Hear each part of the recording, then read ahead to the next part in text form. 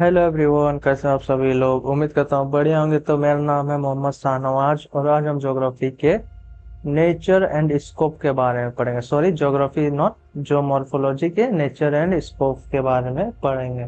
So without wasting our time, let's start this video. Geomorphology is the discipline of physical geography that studies the changes on the earth surface and the processes that develop them। तो basically किसी भी जो हमारे earth surface में landforms रहते हैं, landscapes रहते हैं, वो उनके बारे में हम लोग ज्योमॉर्फोलॉजी में पढ़ना है। और उनके प्रोसेस कैसे वो डेवलप हुए, उसके ओरिजिन के बारे में भी ज्योमॉर्फोलॉजी में पढ़ा जाता है। तो बेसिकली ज्योमॉर्फोलॉजी है वो derive from three Greek words, ge, morphe, logos. So here are the definitions of geomorphology by following scholars।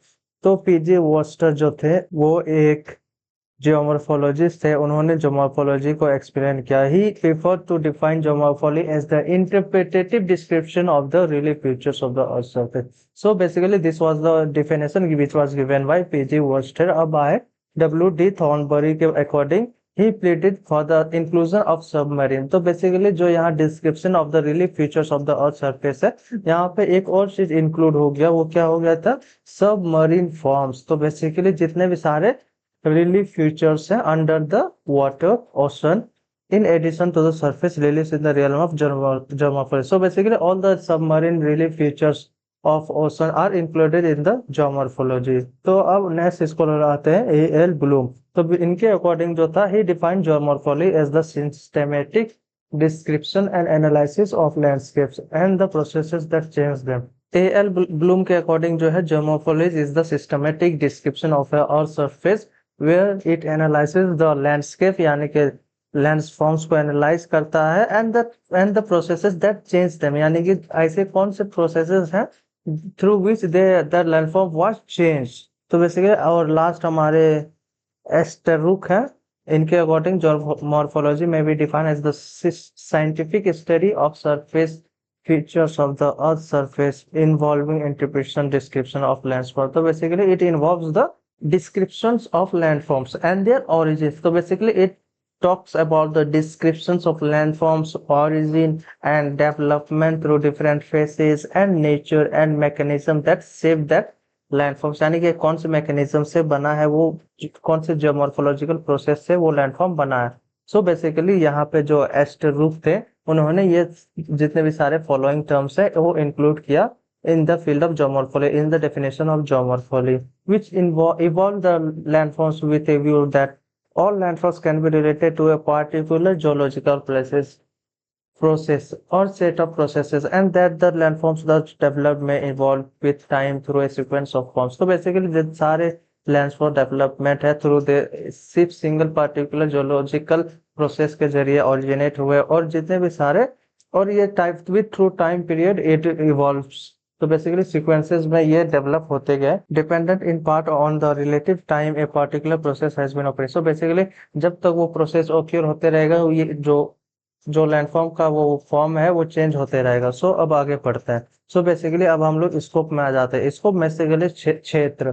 तो अब हम लोग पढ़ेंगे जियोमॉर्फोलॉजी का विषय विस्तार, जिसको बोलते हैं क्षेत्र। जियोमॉर्फोलॉजी का कितना बड़ा स्कोप है। The subject matter of geomorphology में be organise on the basis of, basically जो जियोमॉर्फोलॉजी का स्कोप है, it has been divided into three types.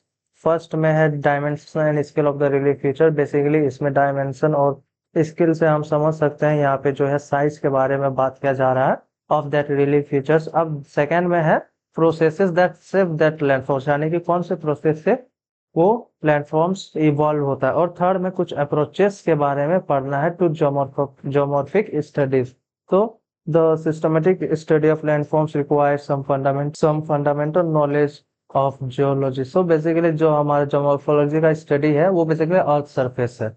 तो अर्थ सरफेस में हम देख सकते हैं कि जितना जितना भी अर्थ सरफेस है वो बेसिकली रॉक्स से बना रहता है, और रॉक्स को हम लोग बेसिकली पढ़ते हैं अर्थ इंटीरियर में या फिर जियोलॉजी में। As the genesis and development all types of landforms primarily depend on the materials of the earth crust. तो बेसिकली अर्थ क्रस्ट यहाँ पे हो जाएगा rocks. And to study the geomorphology we need to study the geology. So primary materials of the earth crust and partly on the forces coming from within the earth. So basically जो जोमोर्फोलॉजी में जितने भी सारे landscape हैं वो develop होते हैं, दो उनका डेवलप होने का दो मेन रीजन होता है। एक तो डेंसिटी, एक तो होता है अर्थ सरफेस के ऊपर जो नीचे मटेरियल रहता है, जैसे ये हो गया रॉक्स, उसके केमिकल कंपोजिशन हो गए, जैसे बहुत सारे रीजन हो सकते हैं। वो पहला होता है जो अर्थ के इंटीरियर में होते हैं वो मटेरियल्स, और दूसरा जो होता है जो फोर्सेस लगते हैं within the earth to generate that landform, उसके बारे में पढ़ते हैं। तो बेसिकली ये दो चीजें हेल्प करती है हमारे लैंडफॉर्म्स के डेवलपमेंट को। तो basically dimension and scale of geomorphology में क्या है कि तीन सब डिवीजन किया गया। पहला relief features of the earth order. So basically यहाँ पे जो कॉन्टिनेंटल ड्रिफ्ट थ्योरी होता है उसके वजह से कॉन्टिनेंट्स एंड ओशंस फॉर्म होते हैं। Relief features of the second order में क्या होता है कि माउंटेन्स, प्लेट्यूज जैसे हो जाते हैं, लेक्स, फॉल्स, रिफ्ट वैली, ऐसे फिजिकल फीचर्स आते हैं सेकेंड ऑर्डर में। अब सेकेंड ऑर्डर और देखोगे यहाँ पे जो थर्ड ऑर्डर है वो बहुत ज्यादा सिमिलर, बट ये सिमिलर नहीं, बहुत सारे मेजर डिफरेंसेस है। वो उनमें से फर्स्ट डिफरेंस ये है कि इनका जो जेनेसिस होता है यानी कि जो ओरिजिन होता है ये ड्यू टू इंडोजेनेटिक फोर्स की वजह से होता है। इंडोजेनेटिक फोर्स यानी कि जो फोर्स अर्थ के इंटीरियर से एग्जर्ट होते हैं towards the upward, towards the earth surface, यानी कि अर्थ के अंदर से एग्जर्ट होते हैं प्रेशर, उस प्रेशर को हम लोग बोलते हैं इंडोजेनेटिक प्रोसेस। तो बेसिकली जितने भी सारे फोर्सेस हैं अर्थ के, अगर इंटीरियर से आएंगे तो इंडोजेनेटिक होगा, अगर बाहर से लगते हैं, कोई एक्सटर्नल फोर्स लगता है, एटमॉस्फेयर से फोर्स लगता है, तो उसको बेसिकली हम लोग कहते हैं एक्सोजेनेटिक। तो अब एंडोजेनेटिक फोर्सेस में भी दो टाइप होता है, एक डायस्ट्रोफिक फोर्सेस होता है और एक होता है हमारा सडन फोर्सेस। तो डायस्ट्रोफिक फोर्सेस में बेसिकली धीरे धीरे धीरे millions of years landforms development में लगता है, बट वहीं सडन फोर्सेस में बेसिकली तुरंत लैंडफॉर्म्स जनरेट होते हैं। इस चीज को बेसिकली जो सेकंड ऑर्डर्स के रिलीफ फ्यूचर्स है उनको कंस्ट्रक्शनल लैंडफॉर्म्स भी कहा जाता है, क्योंकि ये कंस्ट्रक्ट करते हैं डिफरेंट टाइप्स ऑफ लैंडफॉर्म्स। अब थर्ड ऑर्डर में बेसिकली हमें एग्जांपल अगर देखें तो glacial river, river valley, karst valley, caves, canyons, gorges, terraces या डाइंग सी क्लिफ्स। तो basically this are the relief features of third order. अब देखो इसमें और पहला में क्या अंतर है कि इस थर्ड वाले में जो है वो एक्सोजेनेटिक प्रोसेस के मदद से हेल्प लेकर के लैंडफॉर्म बनते हैं, बट यहाँ पे सेकेंड वाला में जो सेकेंड रिलीफ फीचर्स है उसमें था कि एंडोजेनेटिक यानी कि force with in the earth interior.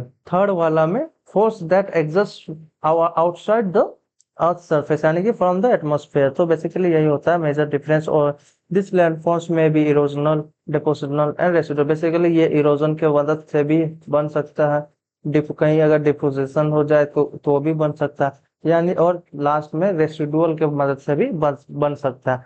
So basically जो प्रोसेस है that shape the landforms is exogenetic forces, यानी कि जो बाहर से लगता है forces on the earth surface, और ऐसे फोर्सेस एंड एक्सोजेनेटिक फोर्सेस यानी कि ऐसे फोर्सेस जो अंदर से लगते हैं। एंडोजेनेटिक बेसिकली अंदर अंदर से जितने भी सारे फोर्स एक्सर्ट होंगे टुवर्ड्स द अर्थ सरफेस, उस फोर्स को हमें बेसिकली एंडोजेनेटिक फोर्स कहा जाता है।